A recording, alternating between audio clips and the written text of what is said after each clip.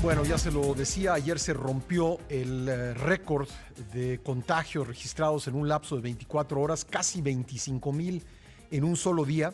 Y vamos a platicar al respecto de cómo está evolucionando esta tercera ola del COVID en el país con el doctor Andrew Comas, médico virólogo, epidemiólogo, miembro del Consorcio Mexicano de Vigilancia Genómica y profesor e investigador de la Universidad Autónoma de San Luis Potosí. Doctor, bienvenido nuevamente al programa.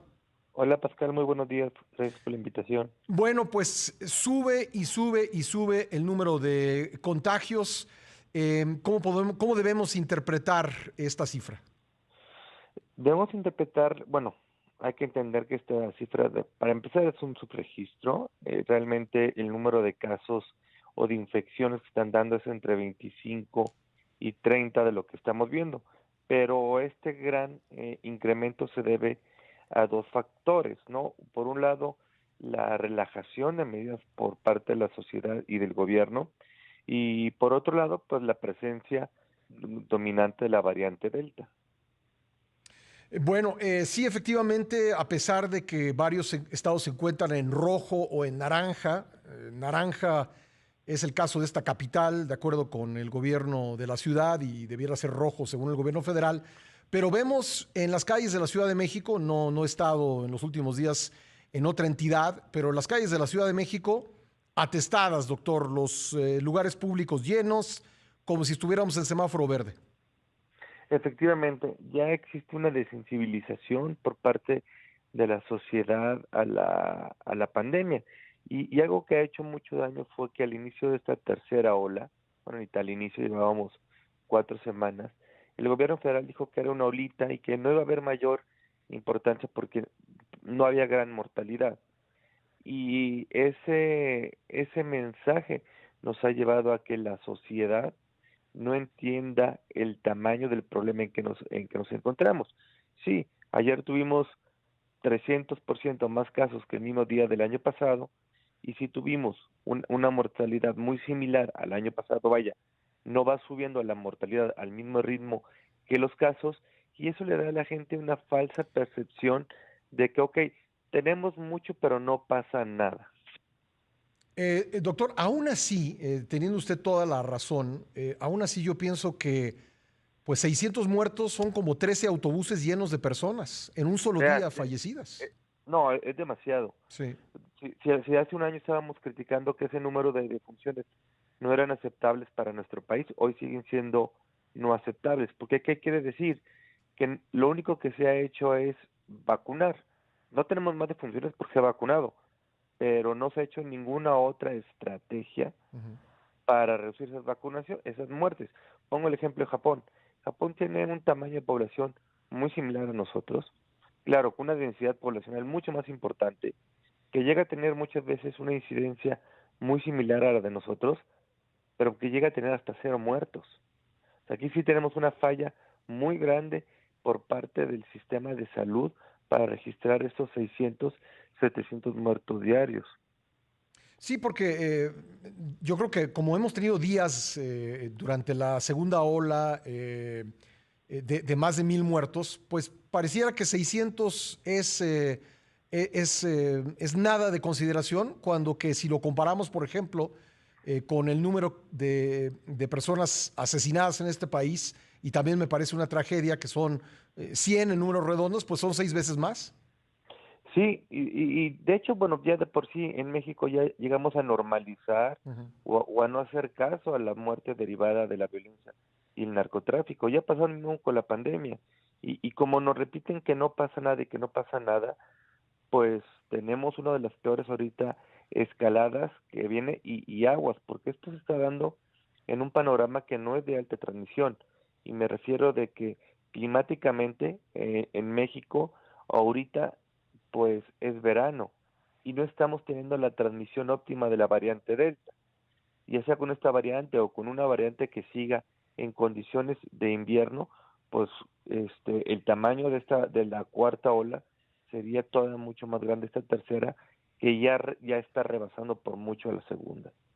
Además, corríjame si me equivoco, doctor, usted es el experto, pero si seguimos permitiendo la transmisión del virus, se abre la puerta a que se dé una variante distinta, tal vez aún más contagiosa, tal vez una variante que pueda eludir los anticuerpos de la vacuna, ¿o me equivoco?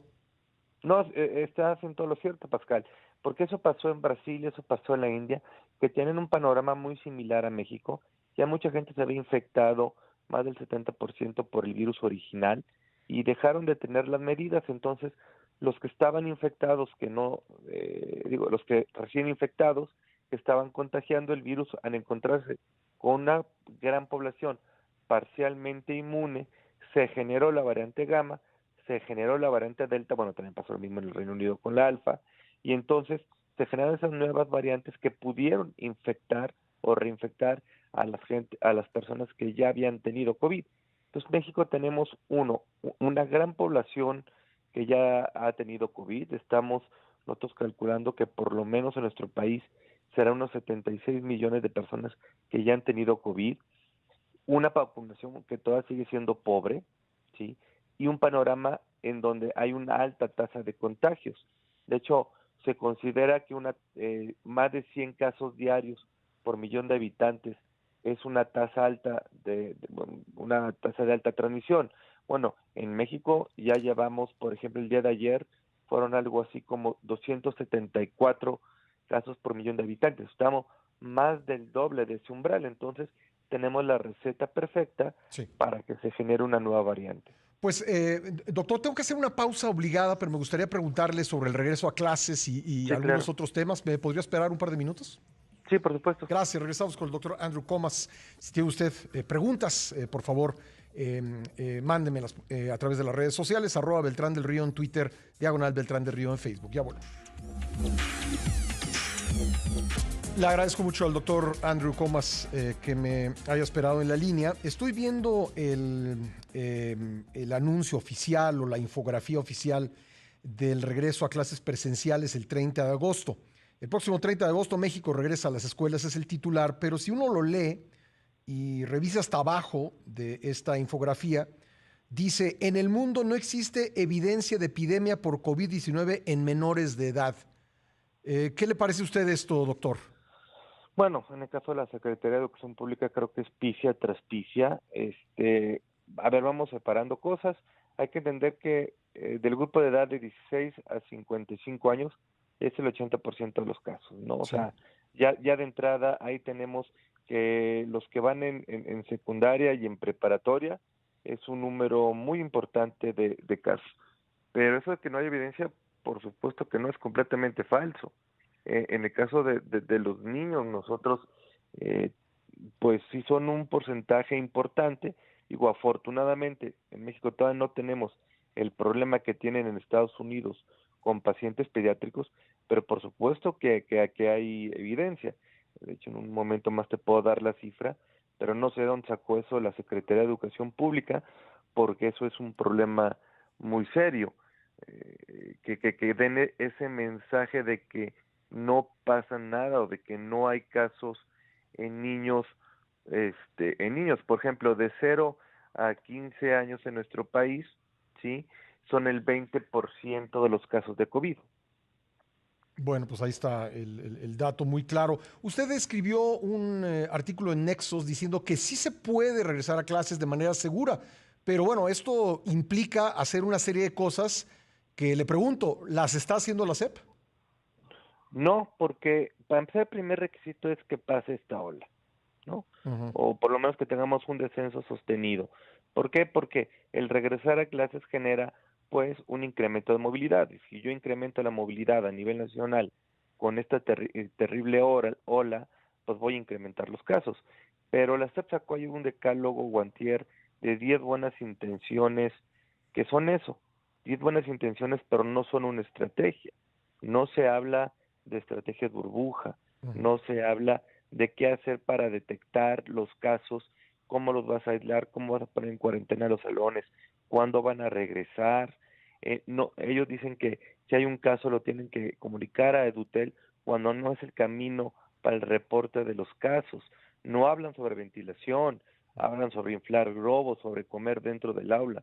Entonces pareciera ser que la Secretaría de Educación Pública no ha considerado la evidencia científica sobre qué funciona y qué no funciona para el regreso a clases. Ujú. Y en México tenemos ejemplos exitosos de que se puede regresar a clases. Y luego es un discurso muy tramposo porque, digamos, a todo el que cuestiona el regreso presencial, quieren hacerlo parecer que no le interesa la educación, no le interesa la salud mental de los niños y desde luego que no se trata de eso. Yo creo que todos estamos de acuerdo en que los niños necesitan regresar a clases, la cosa es cómo lo hacemos. Claro, y luego caen también en el discurso muy tramposo diciendo que solo las escuelas públicas tienen la capacidad, digo, privadas tienen la capacidad de volver a clases. Y eso también es una mentira. Eh, el resto del mundo ha perdido un tercio del ciclo escolar. México ha perdido un ciclo escolar y medio. Ujú. Es verdad que a lo largo del mundo se ha dado sobre todo una educación híbrida en momentos que van y vienen a clases. México no lo ha podido hacer, pero ahorita hubo un intento ahí con Esteban Moctezuma, pero ahora con la profesora Delfina, pues prácticamente no están haciendo nada y ni siquiera se están asesorando. ¿Qué piensa usted de estados como Nuevo León y Michoacán que dicen, pues de plano nosotros no? Pues eso, bueno, es una acción que debe tomar cada gobierno. Ujú. ¿Por qué? Porque uno, no es una epidemia uniforme como fue en diciembre y en enero. Cada estado, al igual que el año pasado, está teniendo de manera sincrónica su epidemia. Unos ya están muy cerca del pico, como la Ciudad de México, y otros están muy lejos del pico, como Coahuila. Ujú. Entonces, cada estado ve en un momento diferente la epidemia. También cada estado está manejando diferente la epidemia y cada estado está haciendo diferentes estrategias para el regreso a clases. Hay estados que no están listos. En cambio, por ejemplo, el estado de San Luis Potosí, en su mayoría sí está listo, pero nos queda claro, y es algo que se ha platicado con las autoridades, que para que regresemos a clases tenemos que pasar este pico. Doctor, cuando hemos platicado con usted ya afortunadamente varias veces en el programa, siempre le pregunto cómo está evolucionando la variante Delta, qué porcentaje de los casos representa esto por la vigilancia genómica. ¿Cuál es el dato más reciente? El dato más reciente es que, digo, dependiendo del estado, pero al final en promedio, más del 92% de las muestras el día de hoy es la variante Delta. Ya está en todos los estados, ¿sí? Y es una cantidad mínima las otras variantes, sí, que tenemos que están circulando. Entonces, es prácticamente la predominante, Ujú. lo cual nos está explicando el tipo de ascenso tan violento que tiene la epidemia y que también va muy ¿cómo se llama?, en consonancia con lo que está pasando en Estados Unidos. Bueno, pues, y esto es, digamos, esto ocurrió en 3 meses, ¿no? Oh. Sí, sí, fue muy rápido Ujú. lo que creció en tiempo esta variante. De hecho, la primera vez que detectamos esta variante eran como el 0.3% de las muestras, Ujú. y eso fue por ahí de finales de abril, por ahí haber sido la última quincena de abril, y actualmente, bueno, pues a partir de junio se dio un crecimiento importante y hoy es la gran mayoría de las muestras. E insistir en que esto fue, digamos, no tuvo que haber, no era necesario que, o no era inevitable que ocurriese, ocurrió por pues decisiones que cada quien toma en lo personal, pero también decisiones que toma el gobierno. Sí, claro. Hay que entender que esta tercera ola empezó primero con la variante alfa del Reino Unido y la gamma de Brasil. Ujú. Empezó por la zona de la Baja California, el Mar de Cortés y por la parte del Caribe mexicano. Porque México es uno de los 8 países que no piden prueba de PCR para entrar. Pues sí. Entonces, ya de entrada, ¿sí?, eso nos generó que empezara esta nueva ola, ¿sí?, con la variante alfa y la gamma. Pero luego llegó la delta y la delta arrasó con las otras dos en prácticamente 3 meses y nos ha generado este ascenso tan grande. Pero no solo es este ascenso tan grande. Si hoy tú ves el mapa de estados con Ujú. más de 70% de ocupación hospitalaria, son 1, 2, 3, 4, 5, 6, 7, 8, 9, 10, 11, 12, 13 estados. Sí. Y esto se debió al muy mal manejo del turismo, yo diría negligente por parte del gobierno federal, y también por parte de muchos de los prestadores de servicios. Bueno, pues ahí está, doctor. Como siempre, mi agradecimiento por poder conversar con usted, muy amable. Igualmente, que tengan muy buen día. Gracias, el doctor Andrew Comas, médico virólogo, epidemiólogo, profesor e investigador de la Universidad de San Luis Potosí, Universidad Autónoma de San Luis Potosí. Vamos a un corte, regresamos.